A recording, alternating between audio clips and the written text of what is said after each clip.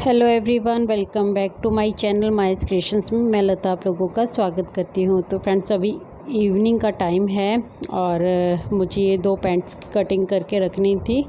तो मैं अभी 2 पैंट है जो उनकी कटिंग करके रखूँगी। और आज की वीडियो हम स्टार्ट करें उससे पहले मैं 1-2 कमेंट का रिप्लाई है जो वो कर देती हूँ। पहला कमेंट है अफसा बानो जी का, और वो एक तो मेरी सिलाई मशीन का प्राइस पूछ रही हैं। इसका प्राइस मैं कई बार पहले भी कई कमेंट्स में बता चुकी हूँ। ये मैंने ना 20,000 की ली थी और मैंने ना ये ऑनलाइन परचेज़ की थी। मैंने अमेज़ॉन से इसको ऑर्डर किया था। अभी ठीक ठाक चल रही है। अभी तक मैंने इसकी एक बार भी सर्विस है जो बाहर से नहीं करवाई है। और अभी लगता है नीट लगता है मुझे थोड़ा थोड़ा, जैसे टाप देने लग जाती है कई बार। जब डबल फोल्ड कपड़ा होता है ना तो कभी कभी दिक्कत आती है। तो बस मैं भी टाले जा रही हूँ, पता नहीं कब करवाऊँगी। फ़िलहाल तो मैंने अभी तक 2-2.5 साल हो गए हैं मुझे इस मशीन को लिए हुए, और मैंने एक बार भी सर्विस है जो इसकी नहीं करवाई। तो अच्छा से ये काम कर रही है। और आपने ये भी पूछा है कि इंटरलॉक करके, मतलब आपने बोला कि इंटरलॉक करके दिखाना, तो ज़रूर से मैं जब किसी भी उस पर इंटरलॉक करूँगी ना तो सामने से बिल्कुल आगे से कैमरा करके दिखा दूँगी मैं। तो आप वीडियो पे बने रहें, मैं शेयर कर दूँगी इसको भी। बाकी वैसे मैंने वीडियो में कई बार शेयर करके दिखाया, पर पास से दिखा दूंगी एक बार। आप ज्योति जी का कमेंट है कि वो भी फ्राइडे का फास्ट रखती हैं, तो उनको इसमें क्या होता है, ज्योति जी लड़कों को जमाया तो जाता है। हाँ, मैंने भी फास्ट रखे हुए हैं संतोषी माता के, एक ही बार रखे थे। और मैंने ना फिर उसके बाद कभी डिसाइड नहीं किया, क्योंकि वाकई में किसी पे भरोसा करना ना मुश्किल हो जाता है कि कोई पूरा दिन इसको रख पाएगा नहीं रख पाएगा। बट मैं उस टाइम पे ना अपने ससुराल में ही थी, वहीं जब फास्ट रखे थे। बहुत शादी के शुरुआती दिनों की बात है ये, तो बहुत अच्छे से क्लियर तो मुझे याद भी नहीं है। लेकिन हाँ, लड़कों को ही इसमें जिमाया जाता है इस फास्ट का अध्यापन करते वक्त। और मेरी सास ही बुला कर लेके आई थी आसपास के उनको, और मेरी सास ही किया करती थी संतोषी माता के फास्ट। और फिर हमने भी किया, मेरी जेठानी ने रखे थे, मैंने रखे थे, हमने इकट्ठे ही उद्यापन किया था इसका। तो आप कोशिश करिए, आपके आसपास के एरिया में मिल ही जाएगा। ऐसी बात नहीं है। बिल्कुल छोटे बच्चे आपको बिठाने नहीं है, क्योंकि वो तो बिल्कुल कुछ भी खा सकते हैं। और बहुत ज़्यादा बड़े भी मत लें जिनको आने में शर्म आए। आप 7th-8th क्लास तक के बच्चों को राज़ी कर सकती हैं। अपने आसपास पूछिए, और ज़रूर से कोई ना कोई आपका है जो इसमें हेल्प करेगा ही। तो संतोषी माता का देखिए, अगर आप उद्यापन करना व्रत रखे हैं, उद्यापन करना भी पड़ेगा। हमें एंड करने के लिए उद्यापन तो करना ही पड़ता है। मुझे ऐसा याद आ रहा है जैसे कि हमने ना सुबह का खाना भी उनको खिलाया था और रात का खाना भी उनको खिलाया था, ऐसा कुछ मुझे ऐसा लग रहा है। इसी डर की वजह से हमने सुबह भी पता नहीं उनको अपने घर पे ही बुला के खाना खिलाया था, और शाम को भी फिर खाना खिलाया था हमने। मुझे ऐसा लग रहा है कि मेन तो उद्यापन तो शाम को ही किया था। खट्टा है जो मना करोगे आप उसको बेसिकली बता देना कि कौन कौन सी चीज़ है जो आपको नहीं खानी है। जैसे आपको टमाटर नहीं खाना है ना, तो उन बच्चों को ना आप सुबह में भी, मैं तो यही कहूँगी कि आप सुबह में भी अपने घर से खाना खिला के भेजिए उनको, है ना, और शाम को उद्यापन कर दीजिए। तो ऐसा सही रहेगा, क्योंकि रिस्क नहीं ले सकते हैं। कोई बात नहीं, उद्यापन करना ही है तो 2 टाइम का खाना ही खिला दो, है ना। बाकी उनको बोल दो कि बाहर का कोई चिप्स पैकेट वगैरह बिल्कुल भी ना खाएं, क्योंकि चिप्स में भी खट्टा होता है ना।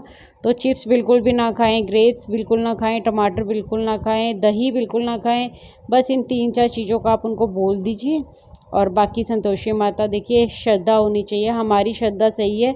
बाकी अब हम किसी का इतना किसी के बीच बिल्कुल जाके पास में नहीं देख सकते हैं। जो हम कर सकते हैं हमें उसी पे ही ध्यान देना है। और भी बहनें मेरी ये वीडियो देख रही हो और वो अपनी बेहतर एडवाइस दे सकती हैं, तो प्लीज़ से इस वीडियो पे कमेंट ज़रूर से कर देना, ताकि ज्योति जी को अच्छे से इसकी जानकारी हो सके। तो आप भी अपना सुझाव है जो वो इस बारे में ज़रूर से देना। तो चलिए हम आज आगे की वीडियो है जो वो स्टार्ट करते हैं। बुटीक एक ऐसा स्थान होता है ना जहाँ पर कस्टमर है ना अपनी ख्वाहिशें लेकर आता है। उसको अपनी पोशाक किस तरीके से बनानी है, उनको क्या डिज़ाइन करवाना है, क्या उनकी रिक्वायरमेंट है, इन सब नीड के साथ ही वो हमारे प्लेस पे है जो आता है। तो बुटीक है ना, बुटीक को मैनेज करके चलना बहुत ज़रूरी हो जाता है। तो कहीं ना कहीं सिंपल भाषा में अगर हम इसको मतलब परिभाषित करें ना एक तरह से, तो बुटीक एक ऐसा स्थान है जो जिसमें हमारी नहीं, कस्टमर की मर्ज़ी के अकॉर्डिंग हम चीज़ों को करते हैं। क्योंकि जब हमारे पास कस्टमर आएंगे ना तो उनके अकॉर्डिंग, उनके रिक्वायरमेंट के अकॉर्डिंग ही हमें उनकी ड्रेसेस उनके बना के देनी होती है। हम उनको अपनी राय दे सकते हैं अपने स्किल्स के अकॉर्डिंग, है ना, लेकिन लास्ट चॉइस उन्हीं की होती है कि उनको किस तरीके से अपनी पोशाक है अपना डिज़ाइन करवाना है। क्योंकि हम सिर्फ राय दे सकते हैं, हम डिसीज़न नहीं ले सकते हैं। डिसीज़न उन्हीं को लेना होता है और उन्हीं के अकॉर्डिंग हमें चलना होता है।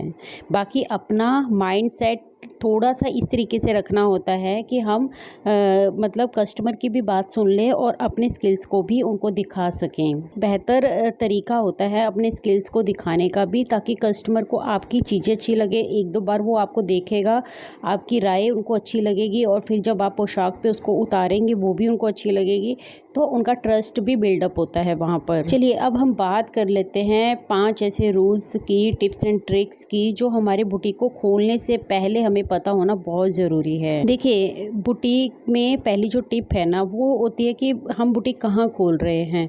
अगर हम रोड साइड एक बुटीक खोल रहे हैं तो वहाँ पर एरिया का चुनाव करना बहुत ज़्यादा ज़रूरी होता है।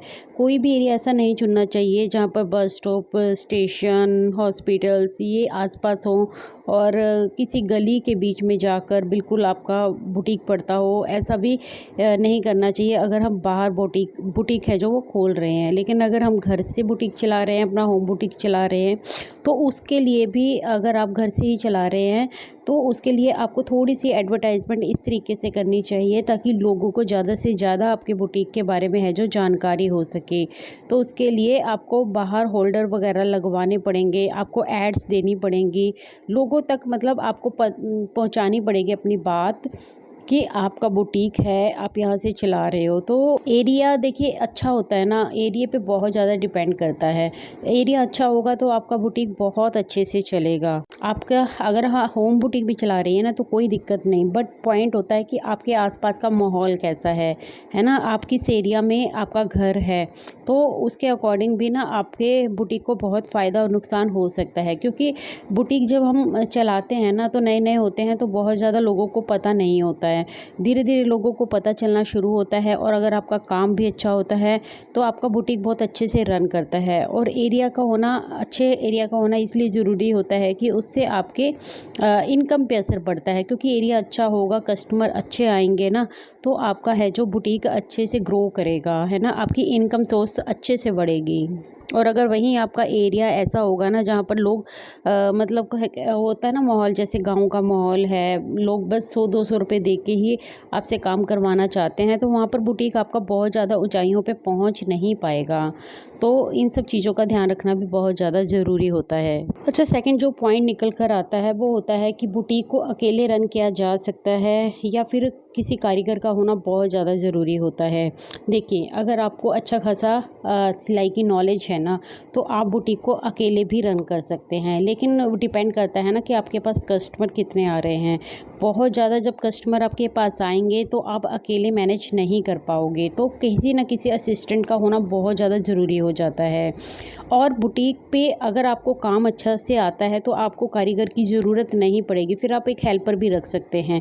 लेकिन अगर आपको खुद ही को काम अच्छे से नहीं आता है, अभी आपको ही नॉलेज नहीं है पूरी अच्छी तरीके से, तो फिर आपके लिए कारीगर का होना बहुत ज़्यादा ज़रूरी है। क्योंकि अगर आपके पास कारीगर नहीं होगा तो फिर आपको हर तरीके की ड्रेसेस बनाने में है ना परेशानी आएगी। अगर आप चाहते हैं कि बुटीक आपका अच्छे से पहले दिन से ही ग्रो करे, रन करे अच्छे से, तो फिर उसके लिए एक अच्छे कारीगर का होना बहुत ज़्यादा ज़रूरी होता है। क्योंकि बाकी चीज़ें तो फिर भी मैनेज की जा सकती हैं, लेकिन जिस चीज़ के लिए कस्टमर हमारे पास आता है, उनकी ड्रेसेस, उन्हीं को अगर हम अच्छे से नहीं बना के दे पाएंगे ना तो हमारा बुटीक है जो कभी भी ग्रो नहीं करेगा।